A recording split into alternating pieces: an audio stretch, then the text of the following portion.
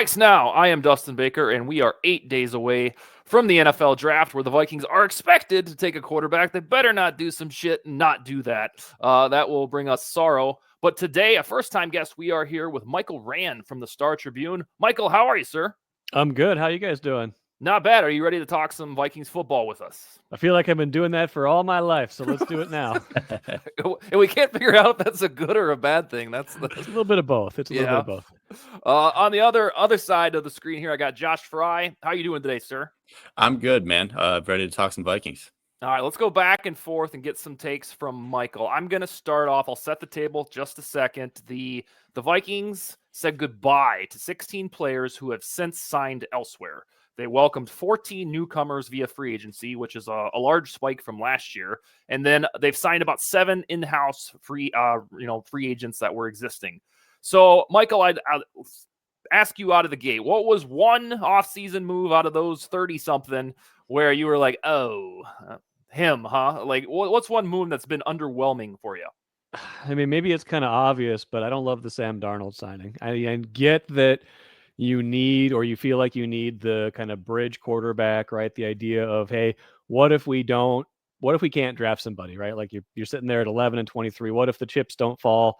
What if you don't love who's left there? Things like that. You got to have some plan in place. But Sam Darnold has just had a very underwhelming career. I know he's been in spots where, they didn't help him enough, but I just, for $10 million 1-year deal, I know you get out of it. It's fine. It's not like, you committed to him long term, but like I was trying to talk myself into it. I was like, oh, could he be like, you look at Baker Mayfield comps. You're like, oh, well, look what Mayfield did. He was kind of struggling. Then he came here. Like, Baker Mayfield was far more accomplished than Sam Darnold before he came to the Buccaneers. It's just like, if he has to play any extended time next year, that's a bad idea. And I just feel like the deal itself, you kind of panicked early in free agency and you're like, got to get somebody. And that's who they got.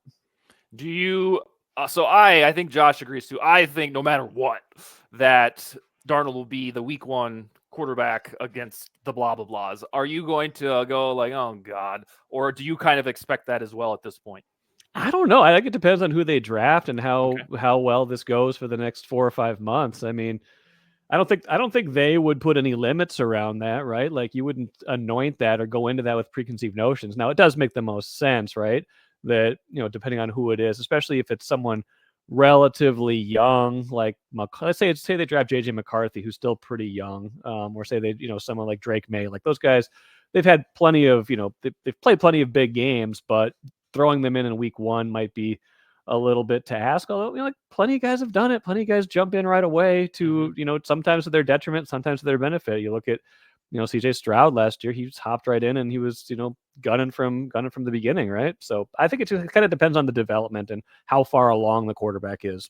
Okay. And for clarity, that's why I don't want Darnold as week 1 start. I agree with you 100% that when I woke up that morning and saw Darnold, mainly because I didn't want any type of bridge quarterback. I'd rather just concede, hey, we're going 4-13 because we're starting JJ McCarthy. I'd be fine with that, especially if they can keep their draft pick. So I'm right there with you that if I was asked this question, this would be my answer. Josh, what do you got for Michael Rand? Yeah, so if we're talking about underwhelming Vikings, you can't really leave the 2022 draft class out of that conversation. But between 3 of those top 4 guys that were picked, between Lewis Cine, Andrew Booth, Brian Asamoah, who haven't really gotten a chance to see the field all that much, is there one in that group that you look at and say, hey, maybe 2024 is finally the year where they finally break out? That's a good question. It feels like, we've seen a lot of those guys already.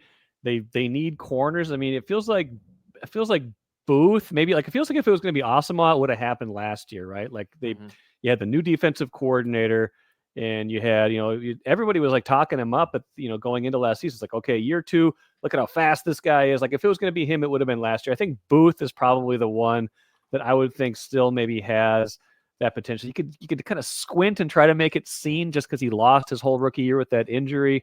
But I'm just not encouraged right now with where he is in the depth chart. So I'd say Booth gives me the most optimism of those guys. And it's not great optimism. That's faint praise. Let's put it that way.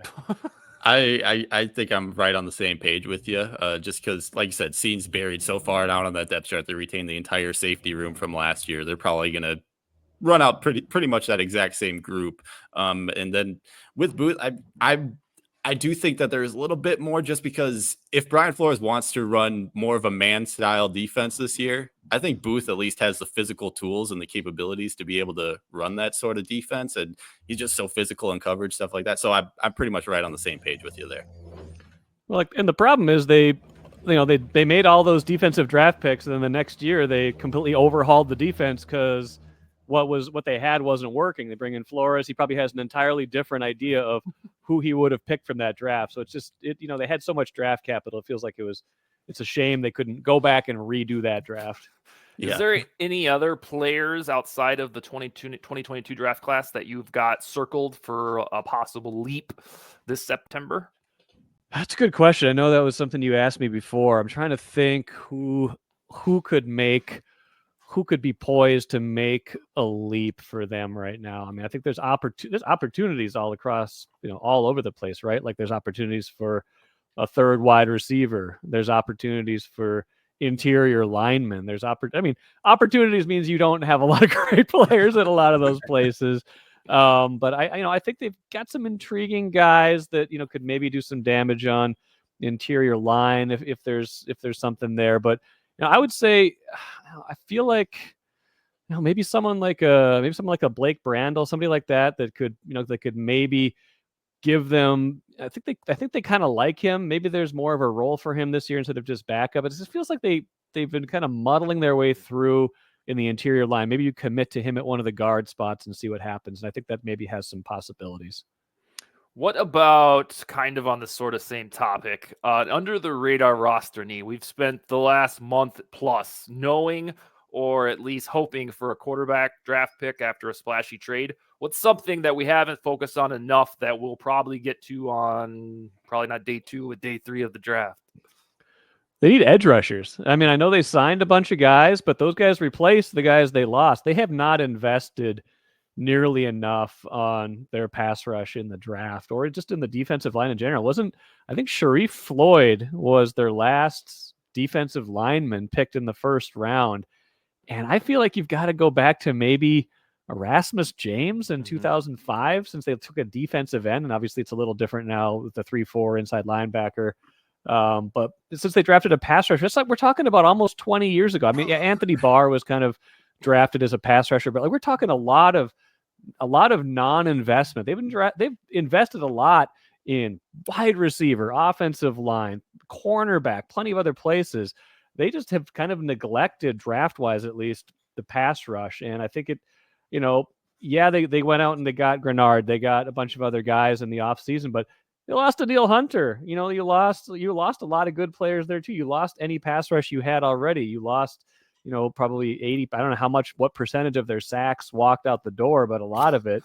I just feel like that's one area where, unfortunately, you're probably going to have to wait till round 4 because that's where your pick's going to be if you trade up. But I feel like that's one area where they've underinvested, and it's a need. It just is. You can't have enough of that these days. I'm going to ask you this. You seem a little downtrodden about how the Vikings are trending. What would you need to see from this draft to get reinvigorated, if at all? I mean, I'm not so much downtrodden. I just feel like there's a lot of work to do, and I feel like a lot of the resources are going to go to quarterback right away. And so I feel like if they're being realistic, 2024 is it's kind of the rebuild part of the Kwesi competitive rebuild. And he stopped. I think what was his last news conference or 2 news conferences ago? He basically said, we're not saying that anymore. I'm not using that term that we used to say anymore. So I think maybe they're kind of trying to put that behind. They're like, okay, people have latched onto that enough and made fun of that enough, or parsed those words enough. But I just feel like I'm not so much down. I'm not down on the process. I feel like this was necessary. I'm down on their chances in 2024 because I think there's a lot of holes on this roster, and we're not going to really see where they're really going, at least potential wise, and how good they could be until at least 2025. Okay, I see. I'm glad you brought that up. The thing about when Kwesi said we're not going to use that anymore. When he said that, I messaged Josh with like a laughing emoji saying, like, did we did we piss him off that he's not going to use that phrase? Because he used to use it and almost tout it as like, this is what it is. And then I was pretty sure that's what he was talking about in that press conference about, I think it was about a month ago. It had to be. Yeah, he was like, we're not using that anymore. And I was like, homie, you're the one that's created the terms. Yes. So I don't know if he just got sick of seeing it out in the stratosphere, but yeah, I'm glad you brought that up because I swear I thought I was the only one that picked up on that. Maybe he read the post I did that was something like the Vikings competitive rebuild is neither competitive nor a rebuild. Yeah, maybe because they kind of last year they were kind of stuck, right? They ended up being stuck, and some of it's that Cousins got hurt. But people tend to forget they were 1-4 with a pretty healthy roster until that all fell apart. It just kind of felt like they were in committing to neither one. You're kind of leaving yourself in that 7 to 10 win range in perpetuity. So I'm glad they've kind of moved at least in one direction. But yeah, he's got to own that. That was what they were doing. They were trying to, and it just didn't really work. Yeah. And we laugh about your tweet, but there's a decent chance that was the thing that set him off. You never know, right? You never know. He wouldn't talk to he wouldn't say anything interesting for like 6 months after he gave that interview to USA Today. So, I don't know. He got cold feet with the media at some point. All right, Josh, what else do we got for Michael Rand, Star Tribune? Yeah, switching over to the offensive line again. You mentioned Blake Brandel as a guy that they might see as somebody who could step up this year, but have you been hearing any sort of rumblings with this Dalton Risner thing? Like, it's been pretty much radio silent in terms of actual news at this point, but do you think there's any chance that this guy comes back again sometime this offseason, or are we just kind of stuck with what we got? Maybe. I mean, he signed mid-year last year, right? It was right.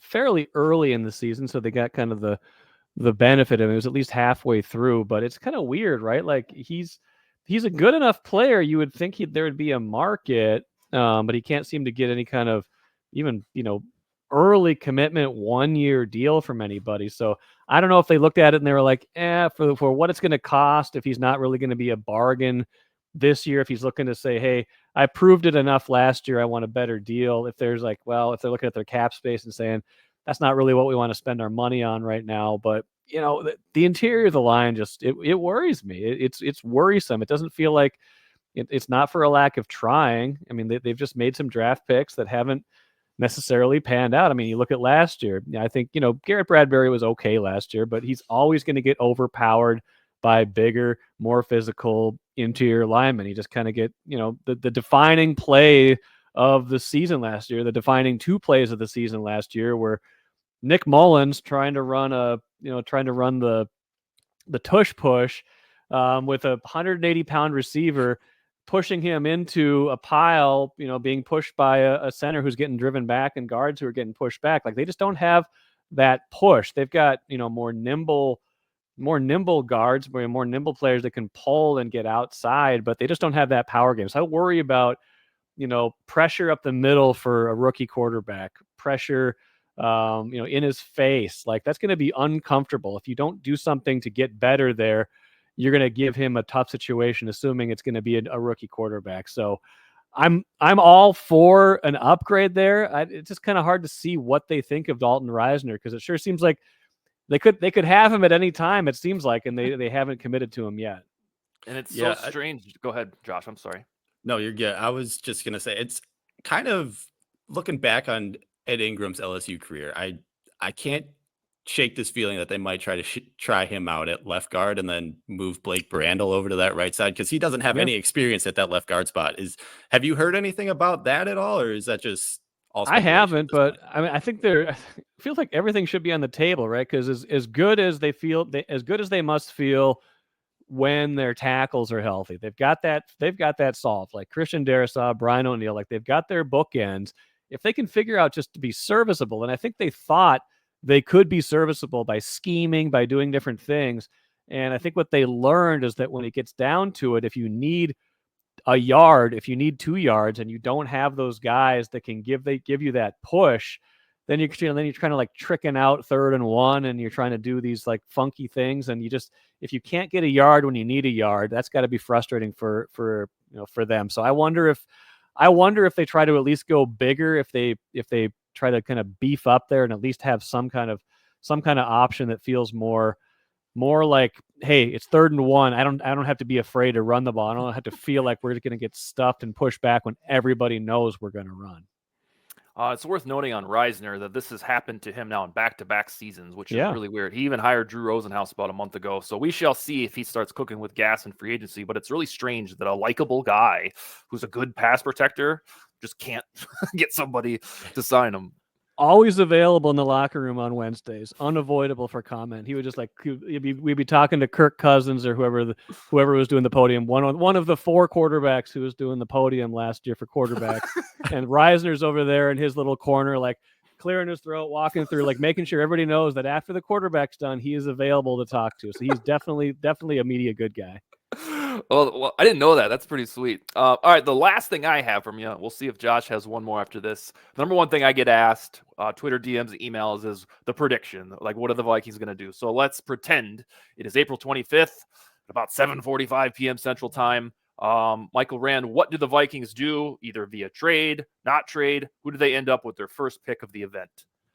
I think the most likely thing at this point is that they wind up with J.J. McCarthy. I just feel like I feel like New England is going to want so much, and I actually had on Daily Delivery podcast on Wednesday, I had Tom Curran from NBC Sports. He's a Patriots guy out there.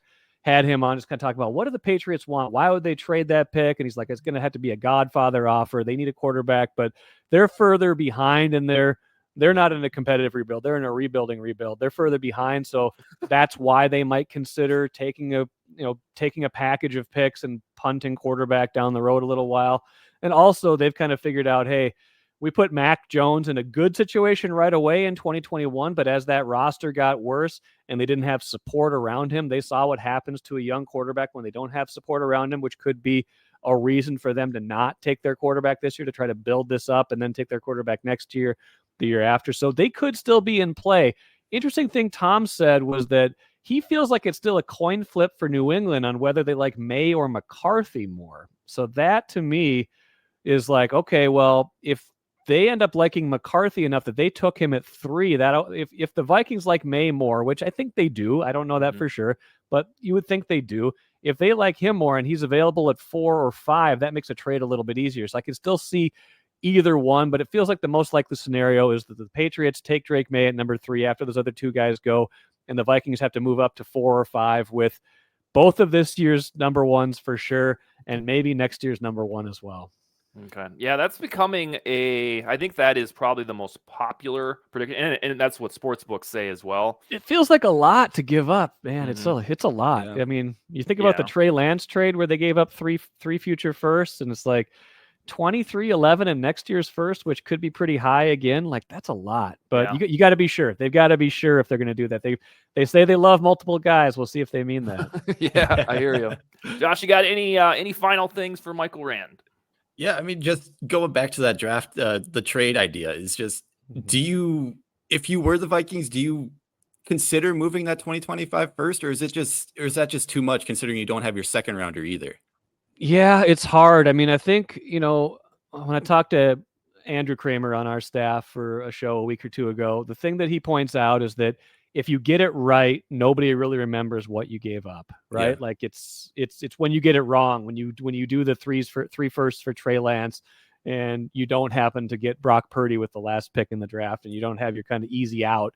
That's when you get fired, and everybody remembers it, stuff like that. So you got to be sure if you're going to do that. It sounds like a lot to me. I would feel better about it if they got at least something back in 2025, like a second round or something like that. I would give up the first if you got a little bit of something back to kind of balance that out. I get it takes a lot. I get, like Kwesi said, that there's some irrationality built into quarterback prices, stuff like that. I'm just really curious, what their actual walk-away price is. Like, they're talking about their walk-away price. What is it that they would just say, you know what? As much as we need a quarterback, we don't love quarterbacks X, Y, and Z that much. We're just going to stay there at 11 or 23, and we're going to take Michael Penix or Bo Nix or whoever else they might like at the right price. That to me is the big question. What exactly is there? We can't do it. We're not going to do it. We like these guys. We like these other guys enough. We think we can build around these other guys enough to not have to mortgage that much of the future. Yeah, I agree with Andrew's take that the price of the trade doesn't matter if the guy's good. For example, nobody cares or talks about how the move for Mahomes by the Chiefs was enabled by the Buffalo Bills. That was their trade partner, but it's just completely revisionist history because Mahomes is good, and it's just water under the bridge. Right. All right, Michael, tell me about the Daily Delivery podcast, and then we'll let you go. Sure. It's just Monday through Friday, Star Tribune. It's usually about 30, 35 minutes. We're going to add some video to it at some point here pretty soon. We talk about all sorts of sports, Vikings for sure. We have another podcast there, Access Vikings, that's like solely Vikings. Not every day, like all these guys that do the crazy everyday Vikings podcast. We can't do that, but we get into Vikings, Twins, Timberwolves, Wild, Lynx, Gophers, anything Minnesota sports. I talk about that Monday through Friday, and it's a blast. And the draft is going to be a lot of fun next week. Oh God, I agree. And then you write at Star Tribune. How long have you been there? Oh man, you're aging me now. I've been there, Dustin. I've been there almost 25 years. Can you believe that? Oh man. Did you start when you were 5? Right out of college. So I'm 47 now. I'm I was right out of college basically, and they haven't kicked me out. They haven't kicked me out yet.